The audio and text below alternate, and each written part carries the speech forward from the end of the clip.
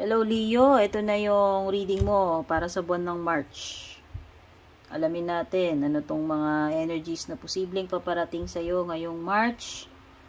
Kung bago ka Leo, maraming salamat at napadpad ka rito. Don't forget to subscribe, like, and follow nga pala. At kung ikaw ay matagal na rito, maraming salamat din sa patuloy na pagsubaybay, pagsuporta. So ko lang malaman ninyo na malaking tulong po yung pag-share ninyo ng mga readings natin. Pag-avail nyo ng mga membership subscription, pagpapadala ng star, super thanks, at pag-avail na rin ng mga private readings ko. Yung mga interesado sa private readings ko, guys, tingnan nyo nila yung mga nakasulat sa description dyan, sa ibaba.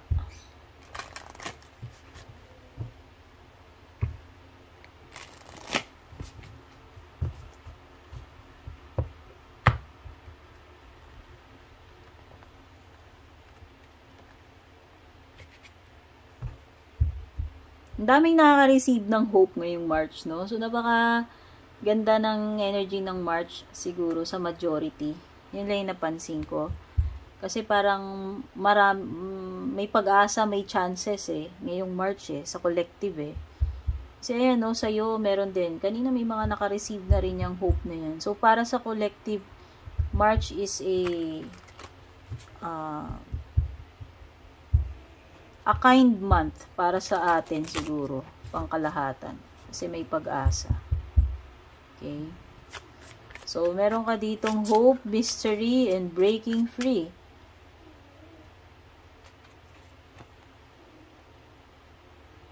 Practicality, health, romance. Umulit to, parang ganyan. May naka-receive din yan. Ganyan. Convention. Kunin pa natin ibang cards.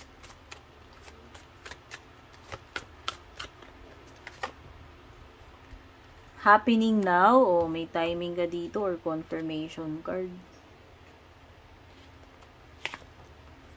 Roundabout. Curtain call. Wow, curtain call Tapos Black Widow. Uy. Ano yarn? So, yung mga signs na meron dito, Leo, may Virgo, Capricorn, Taurus, Pisces, Leo, and Aquarius. So, ayan, yung mga nag-aabang ng pag-asa. Ito ay sign na huwag kang mag-give up, or ito na yung hinihintay mo sigurong break or answer, kasi may pag-asa may pag-asa, may chance ngayong March para sa iyo Leo, or may opportunity. Okay, sa mga naghihintay ng sign dito, ito ay sign na to continue, na huwag mag-give up, kasi ayan kumbaga there is hope pagdating dito sa sitwasyon na kung ano man itong pinoproblema mo or tinatanong mo, no? Or hinihintay mong mangyari. Nakikita ko rin dito na meron ka masusolve na mystery ngayong March. Yun na nga siguro yung isa sa aninag ng pag-asa Kung meron kang mystery na gusto mong ma-unlock or ma-solve, ito na yung pag-asa ito na yung sign na hinihintay mo. No? Masusolve na itong misteryo na to. May malaking question mark na yan. Katanungan para sa iyo. Ito yung mabibigyan ng kaliwanagan, ng kasagutan or solution. Kumbaga magkakaalaman na rito. Ayan, makakalaya ka po. May breaking free. Ito na, matatapos na yung period ng uncertainty Kasi yun na nga yung mystery na masusolve. Yung sa nakikita ko dito magagawa mo na siguro yung kailangan mong gawin or gusto mong gawin, or makakalaya ka na from something or from a situation. Ayan finally makakalaya ka na or makakaalis ka na dyan sa sitwasyon na yan. Or problema na yan. Excuse me. mas kailangan mo daw maging practical or pairalin yung pagiging, kailangan mo maging practical ngayong March. Baka may kinalaman to sa pera, sa budget. Pwedeng related din siya sa health mo eh. Itong pagiging practical na to. Mas maganda unahin mo yung health mo at pagiging practical ngayong March. Yun yung nafe-feel ko. Parang somehow, itong dalawa ay connected sila. Itong practicality and health. Halimbawa, yung iba nagtitipid kayo sa pagpapacheck up or laboratory. Pero in the long run, ayaw mo maglabas ng pera pagdating sa mga ganung bagay. Pero nagkasakit ka kasi hindi ka nagpapacheck, hindi mo nalalaman yung mga lab results mo. So, mas lalong lumaki yung gastos. No? So, ewan ko, example ko lang yun kasi parang I have a feeling na etong practicality and health card mo is connected. Kaya siguro, mas practical na yung mas practical na yung regular ka nagpapa-check up. Kaysa yung, nangunguripot ka nga, sa check-up, nagulat ka na lang, biglang may malaking health issue ka na pala. Diba? So, mas lalo tuloy, lumaki yung gastos mo. Mas lalo ka pang naalanganin. Naging problematic. So, yun lang naman yan. Siguro yan, mas magiging practical ka pagdating sa approach mo sa mga bagay-bagay, especially sa pera, sa health mo, and sa mga connections mo. Yun din yung nakikita ko. Meron ditong something related sa, person. Kasi may romance card ka rito.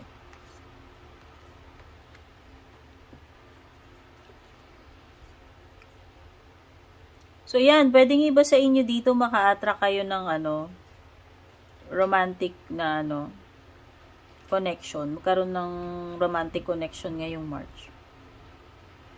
Basta, may mapapana ni Cupido. Ayan na, may Cupido rito eh. Ayan, pwedeng merong dito, ma-attract, magka-crush,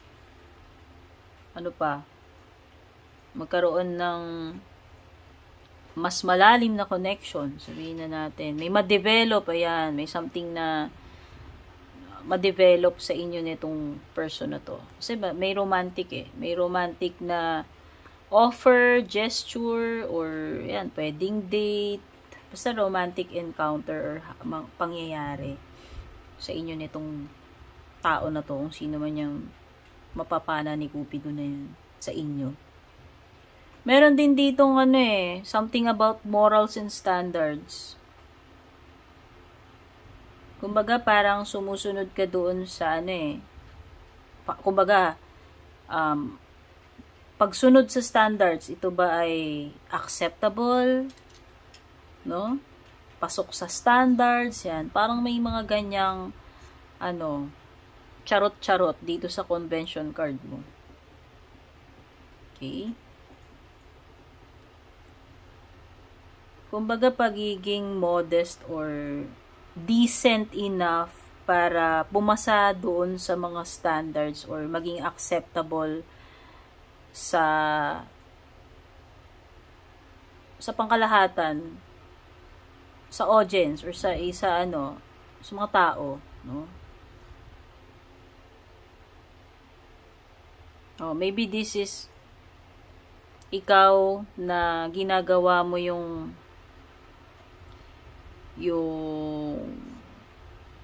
kaya mong gawin para lang matanggap ka or pumasa ka doon sa mga standards na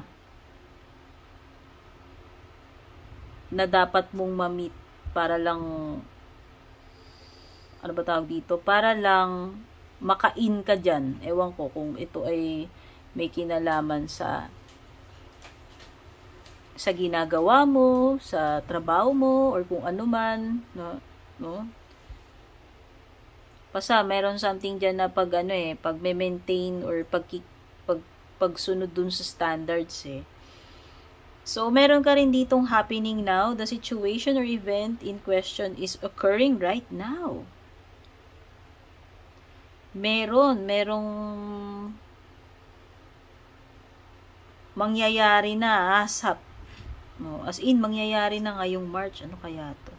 O baka yung romantic na yun. Okay? Or pwede rin namang ibang bagay yan. Basta, kung naghihingi ka ng sign, kung kailan mangyayari, ayan na. Ngayong March na yan. Now na yung March. Roundabout. O, meron ditong about, community. Connections. O, may panibagong direction na tatahakin. May movement. Activity, movement, pagiging, ewan ko, in the flow, nasa sirkulasyon. Paano ba? Ikaw ay in demand or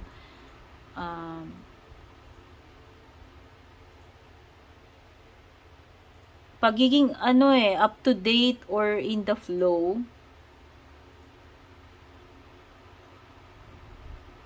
Ikaw ito, na pagiging mo, parang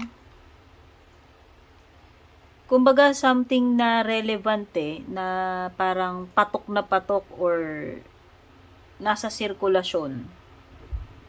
Kaya kung ikaw ay may skills, siguro ikaw ito na patok ka. Yung in demand ka dito. So, kung ano may tinutukoy dito sa community na to kasi may kinalaman din siya sa community, sa mga connections mo. O, halimbawa, meron kang business. O, si Leo. Hot na hot ngayon yung mga services mo. Ang dami ngayong clients, ang daming customers, yung mga ganyan. And parang ang daming connections, no? Na parang, baka maraming referrals, yung mga ganyan-ganyan. Kumbaga nasa, in demand ngayon tong negosyo mo or yung ginagawa mo or ikaw. Ayan, famous ka dito, ayan, daming curtain call, fame, recognition, As in, ka ngayon? Kilalang kilala ka, yan, kung sa social media ka, sa mga connections mo sa negosyo, sa career mo, maraming referrals, recommendations tungkol sa'yo. And ang tawag dito, nai-impress sila. Yan, nai-impress sila sa performance mo dito sa expertise mo, sa ginagawa mo. Ayan. Basta. O baka ikaw ay nagpe-perform sa stage o artist, like ba tawag dito, musician, etc. Basta meron something dito na i-showcase mo yung galing mo, yung skills mo or talent mo. Ayan. At ikaw ay makakatanggap ng mainit ang pagtanggap sa'yo ng mga tao, mai-impress pa nga sila sa'yo, mai-elib sila sa'yo. Pero may Black Widow ka rito, Possible na makaranas ka daw ng betrayal ngayong March. Ito, wina-warningan ka. Danger ito or betrayal or toxic situation or relationship daw. Ay, charot. Ayun na nga yun. May romantic encounter dito pero may toxicity naman pagdating dito sa jowa na to or kakonect mo. Maging aware ka lang kasi parang may unexpected attack dito or danger. Or toxic person relationship.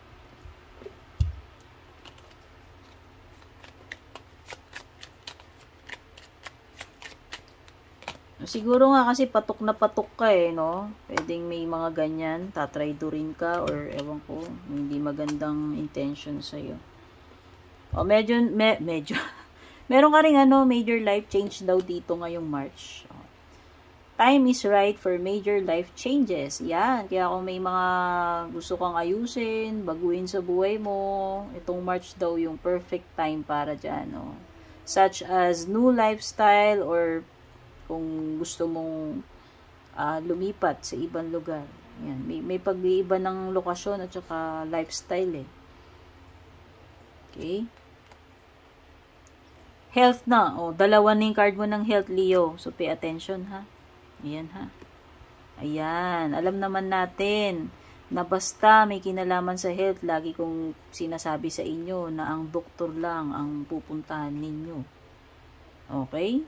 Ng mga medical practitioners na yan. Doon kayo lamang magre-rely about your health. Kaya ayan, siguro iba sa inyo. Ayan, may mga bagay kayong babaguhin kasi i-relate natin dito. Sabi kasi dito may mga major take note, major na life changes kang gagawin. So, isa doon is may kinalaman sa health mo, for sure. Dalawang card mo ng health eh.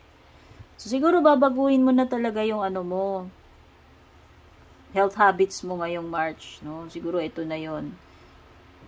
Magsisimula ka na ngayong March. Ayan, no? Ito daw yung excellent time para sa major life changes at saka mag-start ka ng exercise program or diet, no? O may binabanggit din dito about bagong mga kakilala or kaibigan. Tignan pa natin yung mga iba pang paparating sa'yo. Boat. O baka travel by water ito or meron daw money paparating sa'yo or pwedeng makakabili ka ng bagong property or pamana. O meron daw pamana rito pagkapanalo, pera. So baka swertihin ka sa pera. Manalo ka sa sa loto or sa raffle, hindi ko alam. Ay talaga, dear, Diyos ko, ayoko na to. Tatlo na yung card mo about health, no? So ayan, pay attention tayo dito kasi hindi lalabas ang barahan ng paulit-ulit eh. Kung hindi ka wina-warningan, ayan, no? Naalala mo to? Traidor. Kaya kung sakit ito, related sa sakit mo, nakakatakot to kasi traidor to. Black Widow yan, no? Unexpected. Pwedeng all of a sudden ito. Okay? Siguro, unahin mo na to asap. Leo. Gusto kong sabihin sa iyan. Para maagapan mo yan. Hindi naman sa nananakot ako or whatever. Kasi 3 beses na siya lumalabas eh. Tapos ito pa, kinombuhan pa nito. Danger. Sudden. Ayoko na mga ganyan. Okay? So, unahin ang health kasi health is wealth. Kapag wala tayong health, wala tayong makapagtrabaho, hindi natin ma-enjoy yung buhay natin. Diba? Diyan lahat umikot eh. O, mahal mo yung family mo, sinusuporta mo sila, ginagawa mo lahat para sa kanila. Pero kung wala ka ring kalusugan na maganda, paano mo gagawin yun para sa mahal mo sa buhay, diba? So, importante ang health. Unahin mo yan. Unahin mo na to. Kung mapanood mo to, ayan. Kung kailan mo mapanood tong reading na to, gawa ka na ng action mo dyan. Ayan, no? Something na health-related tsaka family. Pwedeng ikalungkot ng pamilya. Ito, nako, Diyos ko. Ayoko ng ganyan. Pero dahil lumalabas yan, andyan yan eh. Family na naman, oh, puno, oh. Alam mo kasi pwedeng hindi tungkol sa'yo to eh. Pero may binanggit din kasi dito about your health. Pwede rin family member din. Okay, so para sa akin, this is top priority. May kinalaman sa loved one mo, family member, at sa health. Yan yung pinaka nafi-feel ko lang dito na main concern or pinaka dapat mong unahin. Meron daw deep friendship with the same sex. Sabi nga dito, may mamimit ka daw na ayan, may bagong kakilala, kaibigan, kapareho mong gender. May matigas pa ulo dito, may mga health matters na nga. Ayan ha. Huwag na matigas ulo. Kung sino man yan. Kasi wala talaga madulot na mabuti ang katigasan ng ulo, ikakapahamak. Ayan gusto nyo bang magkaroon kayo ng ikakalungkot? Huwag naman sana, pero yan, basta. Whether family member mo tong Ram o ikaw yan, o may nakakadil kang person na napakatigas ng ulo ngayong March. Okay, Leo. So, ito yung mga na-pick up kong energies ng mga posibleng paparating sa'yo or mangyayari ngayong March. Take care. God bless. Babush. And kung balak nyo pong mag-book or mag-inquire ng personal readings ko, basahin nyo lamang po itong nakasulat sa screen or yung nakalagay sa description.